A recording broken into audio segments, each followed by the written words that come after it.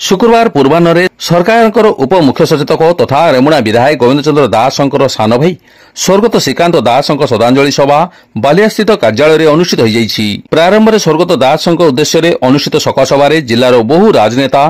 प्रशासनिक अधिकारी जोगदी श्रुतिचारण करथिले। एथिरे राज्य सरकार जंगल परिवेश मंत्री गणेश राम खुंटिया जोगदे निज वक्तव्य माध्यम स्वर्गत दास को जड़े सुसंगठक तथा युव मानसर प्रेरणार उत्स बोली से कहिथिले। केशर चंद्र पंडा सभापतित्व अनुष्ठित शोकसभा से विधायक गोविंद चंद्र दास मेरुदंड थिले बोली समस्त अतिथि माने कहिथिले। अन्य रेमुणा ब्लॉक पूर्वतन अध्यक्ष सुशांत पट्टनायक, वरिष्ठ नेता विपिन बिहारी दास, पूर्वतन रेमुणा ब्लॉक अध्यक्ष गोपीनाथ सेनापति, रामचरित मानस कमिटी सदस्य जयधर पंडा प्रमुख स्वर्गत दास सांगठनिक दक्षता उपरे वक्तव्य रखिथिले।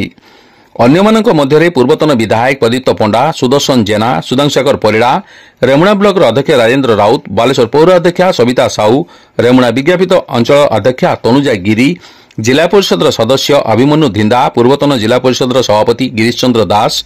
सांबादिक विप्लव महांती, आईनजीवी हरेकृष्ण दास, आईनजीवी देवी प्रसाद महापात्र समेत शताधिक व्यक्ति स्वर्गत दास श्रुतिचारण करथिले।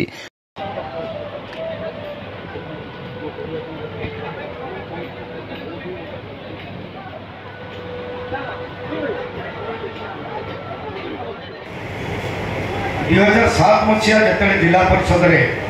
ये 39 नंबर जोन ले छिड़ा हुए भाई को प्रतिद्वंदिता करुले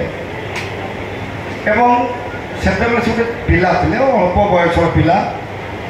मुझे जानी कारण तार बड़ भाई शिव सी आम बंधु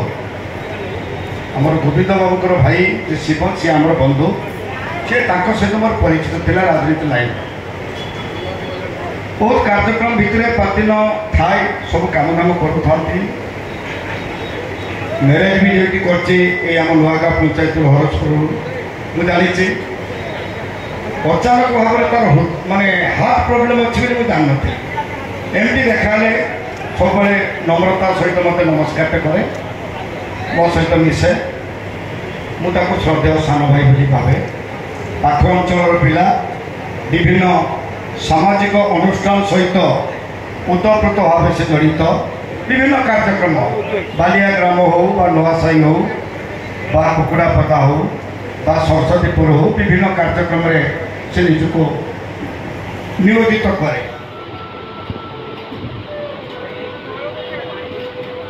मेरुदंड फ्रैक्चर होता से भी सी बंची जाइला एवं छोट बेले मो मामू घर हूँ सारेगा सारेगार सी जो जाइला निया दौड़ी चलीगला से बंची विडंबना विषय समस्त मृत्यु तो सुनिश्चित जन्म माने आम समस्ते दिने दिने जीवा यही सत्य आउ सब छलना माया तेणु निश्चित प्राचीन एभली साहस एभली जो मोटिवेटर दियंतु मत कहला